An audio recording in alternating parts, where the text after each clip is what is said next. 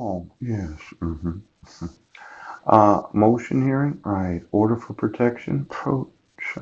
Undeliverable mail, yes. Exactly where did she send it to?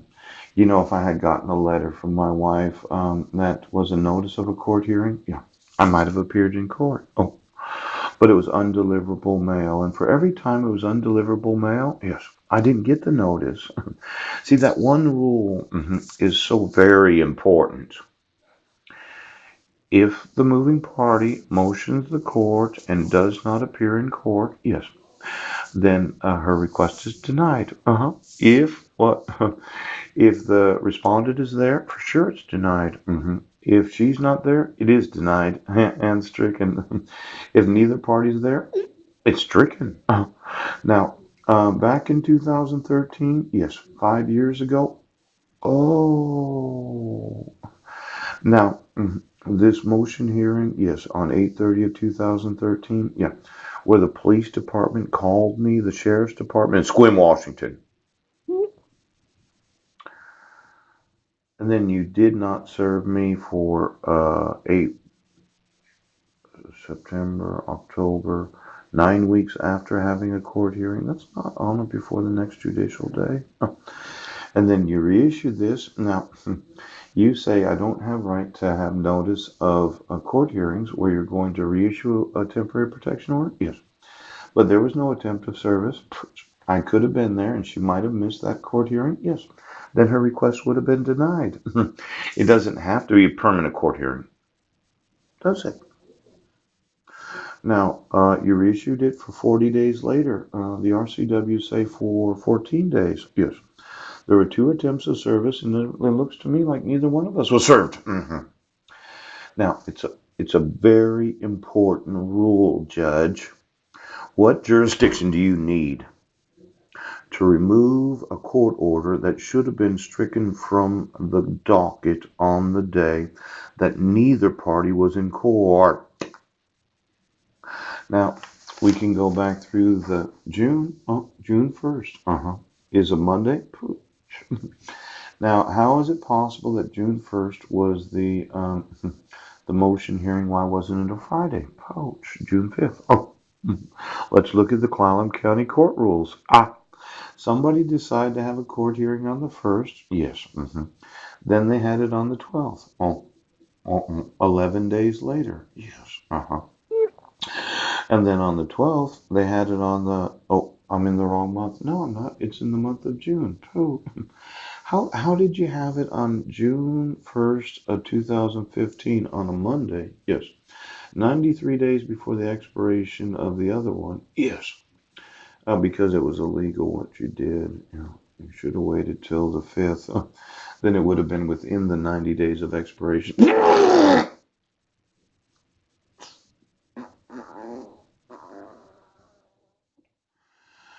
Um, then you had two attempts of service, right, on May 22nd. No, on June 22nd. Yeah. Another Monday. Okay. Anybody know where I was at? And then July. Oh. You attempted service a month later. Yes. Over a month later, July 23rd. Was there any time between June 22nd and July 23rd that you might have seen me? I mean, when you had 40 days, right? You had 30 days between attempts of service. And you did know that I needed to be served so that I could appear in court and you could deny the request and I could actually speak to my son. Yes. You decided that you would wait 30 days, right? And then you would issue an order for protection on this Friday, the 31st. But then you served me, yes, in the Sequim Public Library on a Saturday when I usually went there for lunch on Saturdays. But you made sure, to get the return of service back on Monday. That was so good of you. You know, the individual that served me, did they go to the police station and give you proof of service as not being a police officer or sheriff? Because if you fraudulently filed a proof of service or return of service, of course, I've already mentioned I'm going to sue you for that. But it happened to violate the Supreme Court of Washington's rules about confidentiality and privacy. Now, serving a person on a Saturday is not a big deal. I mean, I was in the library. You told everybody. But then there's a sheriff's return of service not served on the 18th. On Tuesday. Yes. So, on 17th, yes, and 18th. Who did you attempt to serve before or after August 15th? Ah, was it anybody that I know that wasn't there that day that didn't acknowledge the order, or was it somebody else? And then there's the return of service on the 27th. Yes.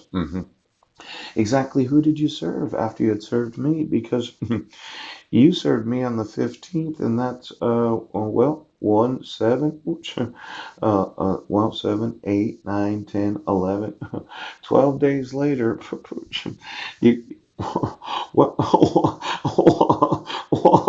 you,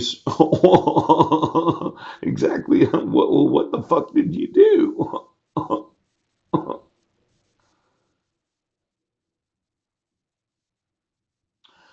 You know that one rule, multi-billions of dollars. Now I'm going to want those orders removed and I want my sons. Do you understand? For every dumb dick that thought that racketeering was so fucking funny. I'm going to find every better on every court hearing, every time that I should have had notice of appearance, so that I could have been there when the petitioner wasn't there and it might have been denied. Now, when you think about what she asked for, yes, if warranted, I cannot hurt myself by appearing in court and explaining to the court that I don't need a mental health evaluation, you piece of shit, Brent. You are obligated to give me notice as a respondent without any conditions. Yeah, you are. You are. So, from 2011, July 8th of 2011, every time you had a court hearing, regardless of your stupid fucking conditions, okay, I had the right to appear in court because if the petitioner didn't, the moving party, then you had an obligation to deny it.